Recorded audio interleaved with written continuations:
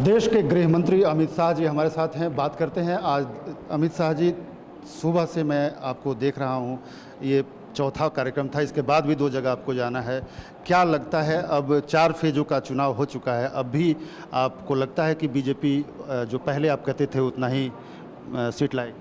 जी, निश्चित रूप से हम बहुत कंफर्टेबल मेजोरिटी से 200 से ज़्यादा सीटों के साथ यहाँ सरकार बनाने जा रहे हैं।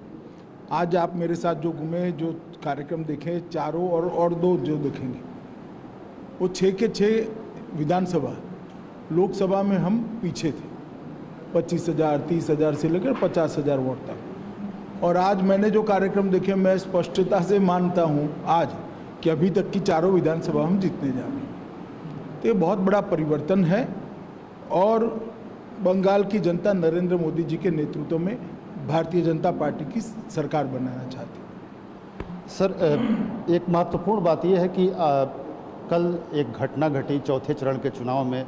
सीआरपीएफ नहीं, सीआईएसएफ के गोलियों से 4 लोगों की मौत हुई।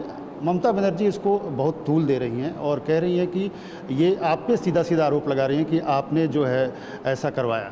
वो इन्फीरियरिटी कॉम्प्लेक्स के कारण कर रही है।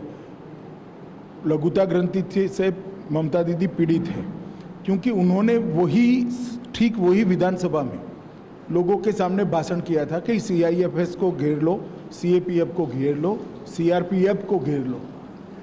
और जब ये प्रयास हुआ, हथियार छीनने का प्रयास हुआ, स्व बचाव में गोली चलानी पड़ी, दुर्भाग्यपूर्ण तरीके से 4 लोगों की मौत हुई। ममता दीदी ये 4 लोगों के लिए तो बहुत आंसू बहा रही है, मैंने देखा, बहाना भी चाहिए, हमें भी दुख है इस घटना का। परंतु उसी विधानसभा में सुबह हमारा एक कार्यकर्ता मारा गया, इसके लिए ममता दीदी कुछ नहीं, मृत्यु में भी वो वोट बैंक को तराश रही, क्योंकि वो कार्यकर्ता हमारा राजवंशी समाज से था, दलित हिंदू था। तो मृत्यु में भी माइनॉरिटी मेजोरिटी अगर आप करते हो तो मैं मानता हूं कि आप एक्सपोज हो जाते हो। आज पूरे बंगाल की जनता को मालूम पड़ गया है कि आपके उकसावे के कारण बच्चों की मौत हुई है। और एक दूसरा ही लड़का उसी विधानसभा में मारा गया जिसके लिए आपके पास 2 शब्द भी नहीं है। किस प्रकार के मुख्यमंत्री हैं? उन्होंने इसके लिए आपसे सीधे इस्तीफा मांग लिया। देखिए, मेरा इस्तीफा तो जिस दिन देश की जनता और बंगाल की जनता मांगेगी मैं जरूर दे दूंगा। ममता दीदी के मांगने से मुझे इस्तीफा देने की ज़रूरत नहीं है, मगर उनको 2 तारीख को जरूर बंगाल की जनता इस्तीफा दिला देगी, क्योंकि यहाँ वो प्रचंड बहुमत से हार रही है।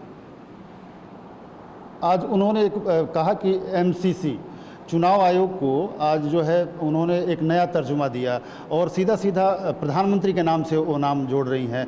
आपको लगता है कि संवैधानिक संस्थाओं पर इस तरह का हमला ज़्यादा हो रहा है बंगाल में, खासकर बाकी 5 राज्यों में नहीं?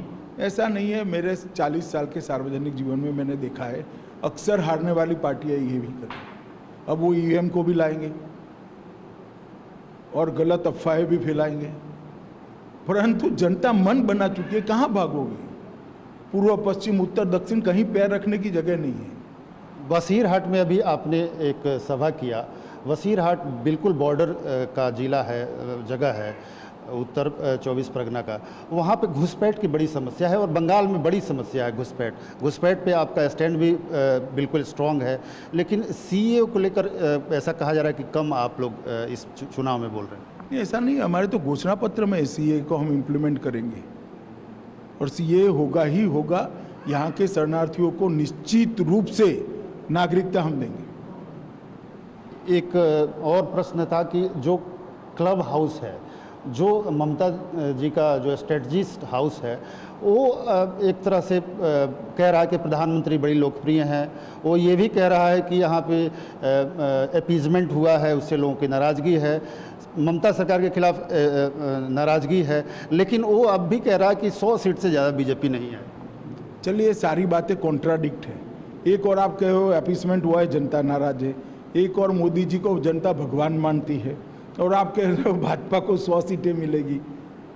ये दोनों बातों का मेल नहीं है और जाने अनजाने में वो जो बोले हैं वो बाहर आ गया है और उनकी मन की बात सार्वजनिक हो गई। तो ये क्या जो आखिरी प्रश्न मैं आपसे 2 और पूछूंगा, जो बंगाल में अगर आपने चुनाव जीता तो सबसे पहला सबसे मुख्य प्राथमिकता आपका 3 क्या रहेगा?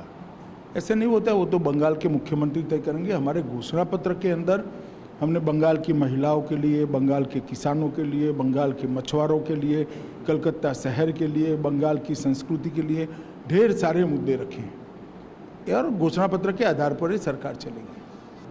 बहुत बहुत धन्यवाद। तो ये थे गृह मंत्री अमित शाह, जिन्होंने साफ तौर पे बंगाल पर खुलकर बोला और कहा कि वो अब भी कायम है कि 200 सीटों पर उनकी पार्टी चुनाव जीतेगी। कैमरामैन अशोक के साथ आमोद राय, TV9 भारतवर्ष। परवाह देश की, सोमवार से शुक्रवार रात 10 बजे TV9 भारतवर्ष पर।